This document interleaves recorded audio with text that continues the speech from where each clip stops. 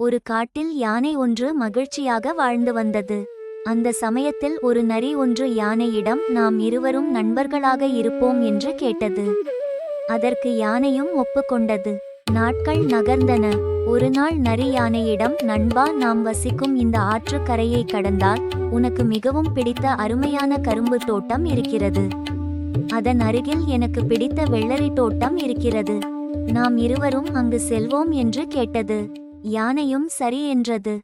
நரி யானையிடம், நண்பா, இந்த ஆற்றில் வெள்ளம் அதிகமாக செல்கிறது. என்னால் ஆற்றை கடக்க முடியாது. அதனால் போகும் போதும் வரும் போதும் ஆற்றை கடக்கும் போது நீ என்னை சுமந்து செல்ல வேண்டும் என்று சொன்னது. அதற்கு யானையும் சரி என்று சொன்னது. அதன்படி யானையின் மீது நரி அமர்ந்து கொண்டு குதூகலமாக ஆற்றை கடந்து சென்றது. யானையும் நரியும் ஆற்றை கடந்து சென்றது. நரி வெள்ளரி தோட்டத்துக்குள் சென்று வெள்ளரி பிஞ்சுகளை தின்றது. 5-6 வெள்ளரி பிஞ்சுகளை தின்ற உடனே நரியின் வயிறு நிரம்பியது. நரி தன் குணத்தால் வயிறு நிரம்பியவுடன் மிக பலத்த சத்தத்துடன் ஊளையிட்டது. நரியின் ஊளை சத்தம் கேட்டு அருகில் இருந்த விவசாயிகள் காட்டுக்கு வந்தனர். யானை அப்போதுதான் 1-2 கரும்பை தின்னத் தொடங்கியது. அவர்களுக்கு பெரிய உருவமான யானை கரும்பு தின்பது தெரிந்தது. அவர்கள் யானையை அடித்து விரட்டினர்.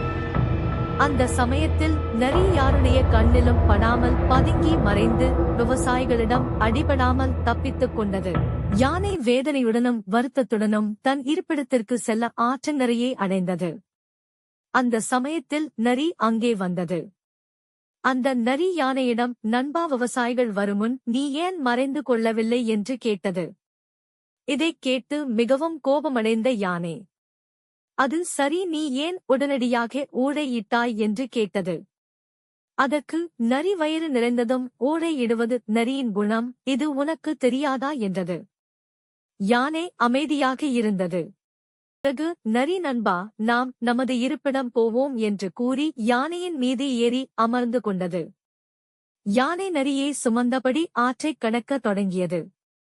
நடு ஆற்றுக்கு சென்றதும் யானை நரியிடம், நண்பா, எனக்கு ஆற்று தண்ணீரில் மூழ்கி குளிக்க வேண்டும் என்றது. அதற்கு நரி, ஐயோ நண்பா, நீ குளித்தால் நான் தண்ணீரில் மூழ்கி இறந்து விடுவேன். என்னை அந்த கரையில் விட்டு பிறகு நீ குளிக்கலாம் என்றது.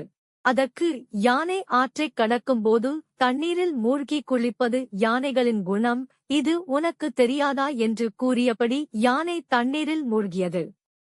யானையின் மேலே அமர்ந்து இருந்த நரி ஆற்று வெள்ளத்தில் அடித்துச் செல்லப்பட்டது. அதன் பிறகு யானை தன் இருப்பிடத்திற்கு சென்று முன்பு இருந்தது போல் மகிழ்ச்சியாக வாழ்ந்து வந்தது. இந்த கதை சரியான நண்பர்களை தேர்வு செய்ய வேண்டும் என்பதை உணர்த்துகிறது. கூடா நட்பு கேடாய் முடியும்.